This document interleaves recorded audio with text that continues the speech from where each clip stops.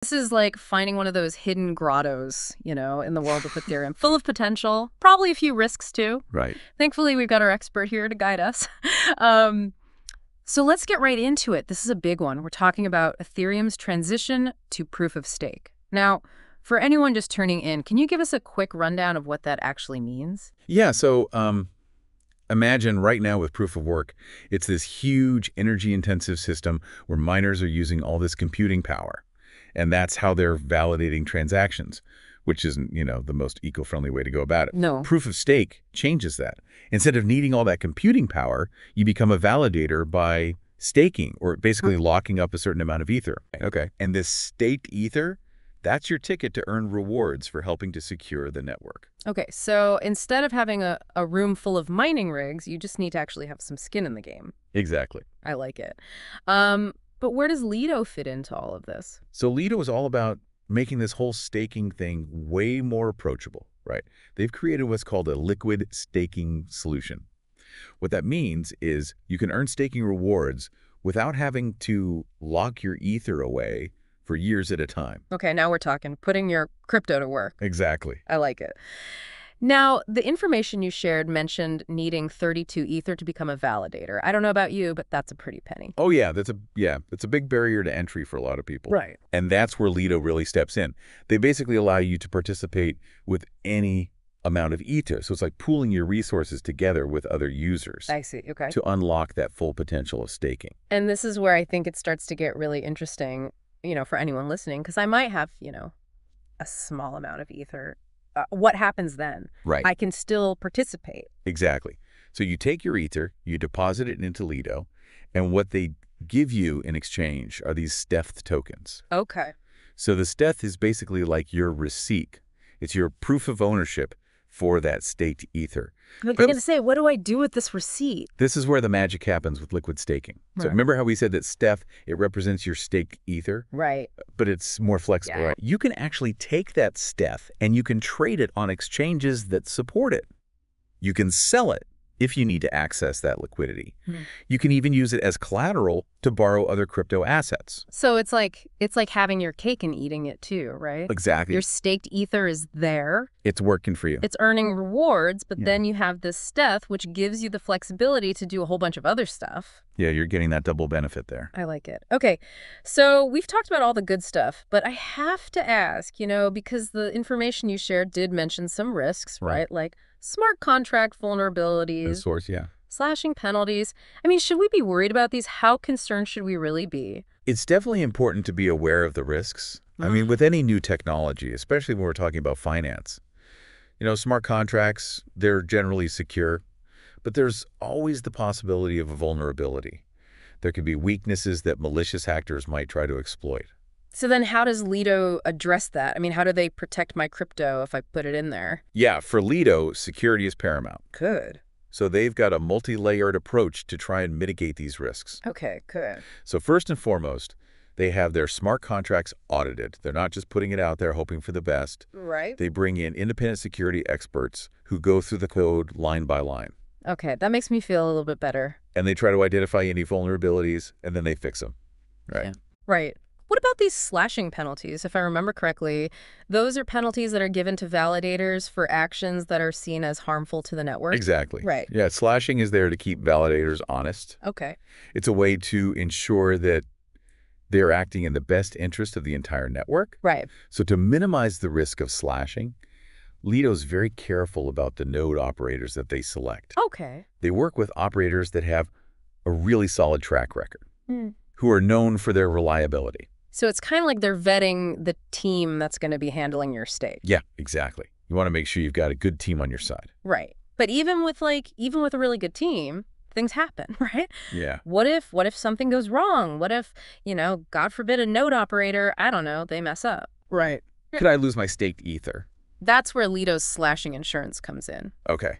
So they basically set up this safety net for their users so that if slashing does happen, they have this insurance pool that's designed to kind of absorb the impact and protect your stake.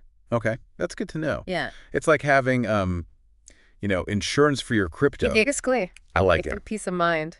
Exactly. So Lido, it sounds like they're doing a lot to kind of mitigate the risks, which is good to know. Yeah, they're trying to address those concerns head on. Okay, but how does this whole thing even work on a deeper level? Like, who's really calling the shots at Lido? Right, so Lido itself is governed by a DAO. Oh, okay. A decentralized autonomous organization. So we've talked about DAOs on the show before, but how can you be sure that, this DAO doesn't just become like the centralized thing? Yeah, no, that's a great question, and it's a valid concern with Yeah. any kind of decentralized governance. Right. You want to make sure it's truly decentralized. Right. So the way that Lido's DAO is set up is it really emphasizes transparency Okay. and community involvement. So every major decision, Yeah. whether it's protocol upgrades, fee adjustments, Right. anything like that is put to a vote. So it's actually like a democracy for a staking platform. Exactly. Yeah. And so your voting power in this democracy, it's determined by how much LDO you hold. LDO, now what's that? So LDO, that's Lido's governance token. Okay. So the more LDO you have, the bigger your say is. Got it. Okay. And how the platform evolves. So it's like having voting shares in a company. Exactly. Okay, I like it. Yeah, you're a stakeholder. Okay, that makes more sense. So the DAO is kind of like this extra layer of security, and it makes sure that Lido is really community driven. Exactly. Yeah, it gives the power to the users. Okay, I like that a lot.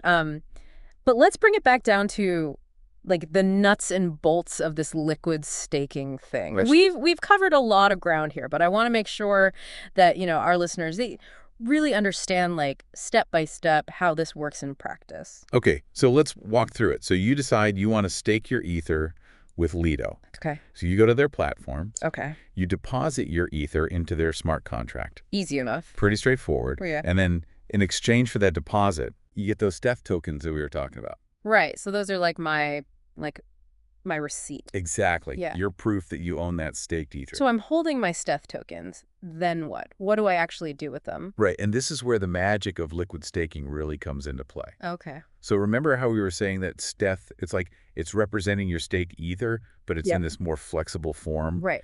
You can actually take those Steph tokens and you can trade them Okay. on exchanges that support Steph. Got it. If you need to access that liquidity, you can sell them. Okay. Or you can use them as collateral to borrow other crypto assets. So it's like I'm unlocking the potential of my staked Ether without having to actually unstake it. Exactly. You got it. That's cool. It's like having your cake, eating it, and then, I don't know, using the crumbs to buy ingredients for more cake or something. Right. Exactly. You're multiplying your opportunities. I like it. I like where your head's at. Yeah. But, okay, we did touch upon another risk earlier, and that was the market volatility of Steph. Right. You're telling me I can trade it, I can use it just like other cryptocurrencies. Yeah. But doesn't that also mean that its value can go up and down? You're absolutely right. You're on top of it. Okay. So yeah, just like any other cryptocurrency, Steph, its value can fluctuate Right. based on market sentiment, on supply and demand, the overall health of the crypto market. All of those things can impact it. Okay. So it's not a risk-free investment by any means. Right. So it's like it gives me more flexibility. It gives me, the potential for more gains, but it also comes with that, kind of inherent volatility of the crypto market. Yeah, there's always trade-offs, right? Right. There's no such thing as a free lunch. Right. Exactly. Exactly. No free lunches in finance, whether it's traditional finance or decentralized finance. Right. Exactly. Exactly. But I mean, it sounds like Lido is taking some pretty good steps to address those concerns. Yeah, I mean, that's one of the things that sets them apart is they're really trying to be proactive about security, about transparency, and about making sure that, users feel comfortable with their platform. Okay, so Lido, they're a big player in this space. They are, yeah. But it's not just them, right? I mean, there's got to be other players in this liquid staking game. Oh, absolutely, yeah. Lido's a major player, but they're not the only one. There are other platforms out there that offer liquid staking solutions. Okay. And so are they all kind of doing the same thing, or are there big differences? So there are definitely some key differences. Some platforms might specialize in staking, let's say, a specific cryptocurrency, Okay. while others might offer different reward structures, Okay. different fee models. Okay, so it's not like a one-size-fits-all Exactly. situation. It's not one size fits all, so it's really important to do your homework. Okay. Before you jump into any liquid staking platform, look at their reputation. Look at their track record. Yeah. What kind of security measures do they have in place? What are the fees? What's the overall user experience like? Really make sure you understand how their specific implementation of liquid staking works and whether or not it aligns with your own personal risk tolerance and your investment goals. Yeah, don't be afraid to shop around. Exactly. Yeah. Exactly. Compare your options. It's kind of like buying a car. It is. It is, yeah. You're not going to just go with the first one you see. Exactly. Do your research? Yeah, no, I like that. Okay, so we've been so focused on like the technical details, right? And kind of the ins and outs of Lido. Wait. But let's zoom out for a second. Okay. Let's look at the bigger picture, right? Ethereum's transition to proof of stake. I mean, this isn't just about like changing the way we validate transactions, right? This has like pretty big implications Huge implications. for the environmental impact of this technology. Absolutely. Right. It's a huge piece of this whole transition. Yeah, it's easy to kind of get lost in, the weeds with all this stuff. Yeah. But I mean, this is a big deal. It is a big deal. For the planet. For sure. Right. So talk to me about that. Yeah. So one of the biggest, I would say, advantages of proof of stake over proof of work Okay. is its energy consumption. Right, because proof of work, it's incredibly energy intensive. I mean, we're talking like, these mining farms Massive mining farms. that are just, using up tons and tons of electricity. Yeah. I mean, you've got all these computers running 24/7 Right. just to, solve complex mathematical problems.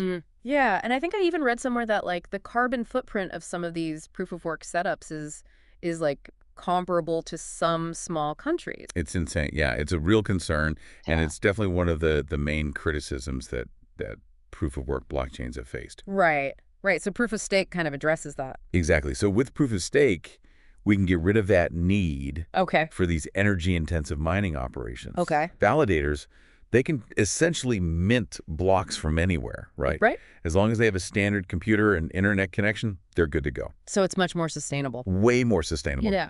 Environmentally friendly way to participate in securing the Ethereum network. Okay, so that's a major plus, I think, in the whole scheme of things. So where does Lido fit into all of this, like with this move towards a greener future? Yeah, so I think Lido actually aligns perfectly with this shift that Ethereum's making Okay. towards a greener future. Okay. Because remember, Lido's whole thing is making staking more accessible Right. through liquid staking. So by doing that, they're essentially encouraging a much wider participation Right. in this proof-of-stake network, which further reduces our reliance on those, power-hungry mining farms. Yeah. No, it's pretty incredible to see how this technology is not only, potentially changing like the financial landscape, Right. but also, helping us move towards a more sustainable future. Absolutely, yeah. It's got the potential to really make a positive impact. But hold on. We're getting ahead of ourselves here. I mean, we've talked about, the individual benefits of Lido. Right. We've talked about how it aligns with this larger shift towards proof of stake. But what does it all mean on a macro level? Like, how could this potentially disrupt, I don't know, like the traditional financial system as we know it? That's the million-dollar question. Right. That's what makes this whole space so incredibly exciting. Right. It's mind-blowing to even think about like the potential here. I mean, it is. It's mind-blowing to even think about like the potential here for this to like really shake things up. Yeah, absolutely. And I think a liquid staking platforms like Lido, Yeah. they're really they're building that bridge Yeah. between this world of decentralized finance, Right. DeFi as we call it, and the traditional financial system. Okay, so I'm picturing a bridge Yeah. connecting these two worlds. Exactly. What's the traffic like on this bridge? Right. So imagine this. Yeah. You've got your Seth, right? Yeah. Which represents your stake in the Ethereum network. Right. Now imagine taking that Steph and using it as collateral Okay. to take out a loan Okay. from a DeFi lending platform. Okay, so I'm using my stake, but I'm not actually touching my stake. Exactly. You still got that stake. Right. It's still earning rewards. Okay. But now you've also got this liquidity Okay. that you can use in other ways. So it's like having my cake, eating it, and then, I don't know, using like the crumbs or something to go buy ingredients for more cake. There you go. I don't know, that the analogy kind of fell apart there, but you get what I'm saying. I like it. It's like my money is working for me in multiple places. It is. It's multiplying your opportunities. I like it. That's the beauty of DeFi.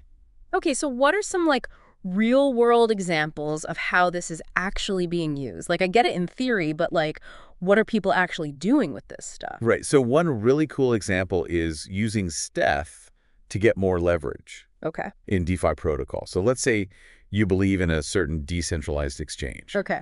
You want to increase your exposure to it, Okay. but you don't want to sell your Steph, right? Because you want to keep earning those staking rewards. Right. Right. You can actually use that Steph as collateral to borrow more of that exchange's native token. So you're essentially amplifying your potential gains. Interesting. Very interesting. But what about, I don't know, like the potential challenge? I mean, it can't all be, rainbows and butterflies, right? There's got to be some bumps in the road when you're talking about, this kind of paradigm shift. Right, right. No, you're absolutely right. There are definitely challenges. I think one of the biggest ones is regulation. Okay. Because this whole DeFi space, Mm-hmm. it's moving so fast. The innovation is happening at such a rapid pace Right. that regulation is always playing catch up. Yeah. Yeah. They can never keep up. Exactly, exactly. And that creates some uncertainty, Right. which can be a barrier Yeah. to Yeah. wider adoption. Right. It seems like regulation is always kind of like a step behind when it comes to technology. For sure, especially in the crypto world. Right, right, exactly, exactly. But I mean, are there other challenges besides that? Yeah, I mean, I think another big one, and this is something that, I'm personally passionate about, is education. Okay. Because for liquid staking, for DeFi in general, to really go mainstream, Right. we need to close that knowledge gap. Yeah. People need to understand how these systems work. Right. They need to understand the risks involved Yeah. so they can make informed decisions. Knowledge is power. Right. Exactly, exactly. So as we kind of wrap up our deep dive here on Ethereum, liquid staking, Lido, all this good stuff, what's like the one key takeaway? Like if our listeners, they only remember one thing from this whole conversation, what would you want it to be? I would say this. The future of finance is being written right now. Okay. And liquid staking is at the forefront of that. Okay. It's a really exciting space. Yeah. It has the potential to completely revolutionize how we participate in these financial systems. Right. To make them more accessible, Right. more efficient, potentially even more equitable. Right. Right. But, and this is a big but, Okay. we have to approach this new frontier with a healthy dose of caution, Okay. right along with our enthusiasm. Okay. Understand the opportunities, Right. but also understand the risks. Okay. Do your own research, stay informed, and make sure that any investment decision you make aligns with your risk tolerance and your goals. Words to live by. Great advice. There you go. Well, that brings another deep dive to a close. It's been a good one. It has. It really has. But before we go, one final thought I'll leave you with. As we become more and more reliant on, technology to manage our finances, Right. how do we make sure that these decentralized systems stay Yeah. accessible, stay secure, and stay beneficial for everyone? Something to think about. That's the golden question right there. It is. It really is. And on that note, until next time, keep exploring, keep learning, and keep diving deep into the world of blockchain and beyond.